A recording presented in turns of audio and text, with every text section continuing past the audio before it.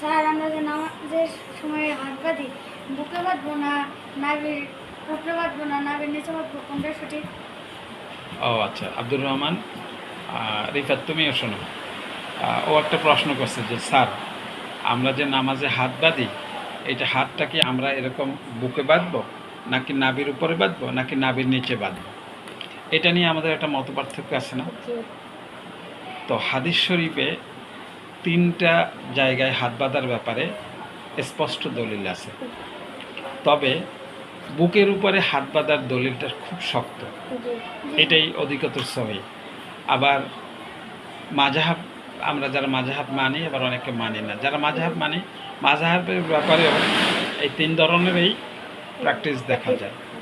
তো সেক্ষেত্রে বুকে বাঁধা, নাভির উপরে বাঁধা, নাভির নিচে বাঁধা, 3টাই তোমরা প্র্যাকটিস করতে পারো। তবে আমাকে যদি জিজ্ঞেস করো স্যার আপনি কোনটা করেন, আমি এক্ষেত্রে মনে করো আমি চট্টগ্রামে লেখাপড়া করছি, তো তখন আমাদের এই যে কানাপট্টি মসজিদের ইমাম সাহেব, উনি আমাকে বলতেন যে আপনি নাভির নিচে হাত বাঁধবেন, এটা হানাফি মাযহাবে আছে। আবার আমরা যারা শাফি মাযহাবের অনুসারী, আমরা বুকে অথবা নাভির উপরে বাঁধি। তো যখন সমস্যাটা এমন হয় যে কানাপট্টির ইমাম সাহেব একরকম বলে, আর সে এক জায়গায় হাত বাঁধে, আর কাবার ইমাম অন্য জায়গায় হাত বাঁধে, এরকম 2টা দ্বন্দ্ব হলে আমরা কানাপট্টি ইমাম সাহেবের অনুসরণ করব না, আমরা কাবার ইমামের অনুসরণ করব।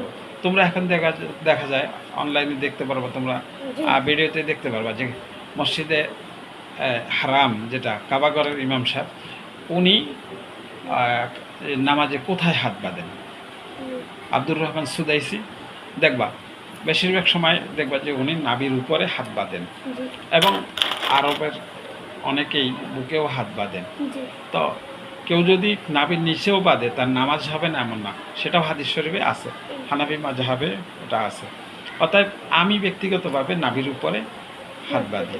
তো খয়রুল উমরে আওসাতু একটা কথা আছে যে মধ্যম পন্থা অবলম্বন করা ভালো। আমি একদম কড়া হয়ে একদম বুকেও বাঁধলাম না, আবার নাসিবের নিচেও বাঁধলাম না। কাবার ইমাম কিন্তু নাভির উপরে বাঁধে, আমি সেখানে হাত বাঁধি। তো আমি কি তোমাদেরকে এটা ক্লিয়ার করতে পেরেছি?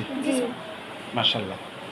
এখন তোমরা নাভির নিচে, নাভির উপরে এবং বুকে তোমাদের যেটাই ভালো হয়, যেটাই তোমাদের পছন্দ হয়, তোমরা সেখানেই হাত বাঁধতে পারবে।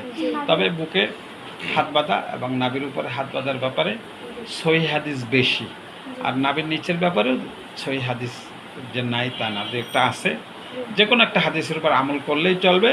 তবে যেগুলো অধিকতর সহিহ, যেগুলো সঠিক, সেগুলোর উপরেই আমরা বেশিরভাগ আমল করার চেষ্টা করব।